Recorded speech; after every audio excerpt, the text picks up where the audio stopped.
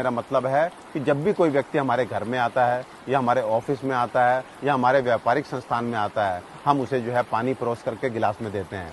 कभी आपने गौर किया कि वो व्यक्ति कभी एक घुट पानी पीता है, कभी आधा गिलास पानी पीता है और कभी जो है आवश्यकता ना होने पर भी पूरा पानी पी जाता है। आपको जान के हैरानी होगी कि एक घुट पानी आदमी पीकर छोड़ देता है तो केवल बचे हुए पानी की बर्बादी नहीं है, उस पानी को शुद्ध करने में हमारे जो आरओ है उसने कितना पानी बर्बाद किया है। बाकी वो गिलास उठ करके वापस से सिंक में जाता है और फिर से उसकी धुलाई में कितना पानी खर्च होता है।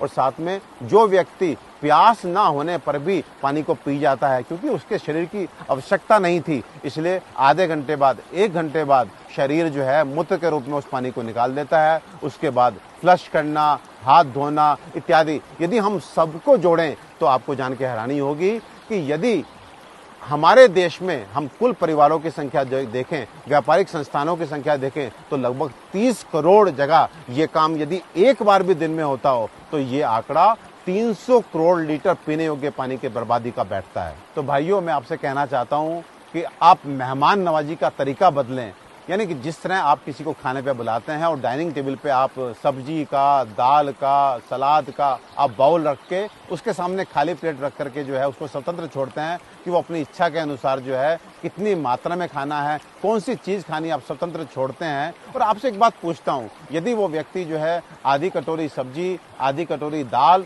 और थोड़ी सी रोटी अपनी प्लेट में छोड़ करके उड़ जाता है तो आपको कितना बुरा लगता है, केवल इसलिए कि थोड़ी मेहनत आपकी लगी है, थोड़ा पैसा आपका लगा है। लेकिन पानी को लेकर के लिए मैं आपको ध्यान दिलाना चाहता हूँ, जब कोई व्यक्ति एक घुट पानी पी करके बाकी पानी को छोड़ करके टेबल से उड़ जाता है तो ना उसको बुरा लगता है ना आपको बुरा लगता है। मुझे लगता है कहीं ना कहीं हम पानी के लिए पे नहीं कर रहे हैं, आज हम पानी के लिए तरस नहीं रहे हैं, तो इसलिए पानी की बर्बादी हमें दुख नहीं दे रही है। लेकिन सचेत करना चाहता हूं कि वो दिन दूर नहीं जब बूंद बूंद पानी के लिए हम लोग तरसेंगे। तो अतिथि सत्कार यानी कि मेहमान नवाजी का तरीका बदलें, पानी की बंद बोतल और साथ में गिलास अतिथि के सामने रखें और उसको अपनी इच्छा अनुसार पानी की आवश्यकता है कि नहीं आवश्यकता है, कितनी आवश्यकता है, उसके लिए स्वतंत्र छोड़ें।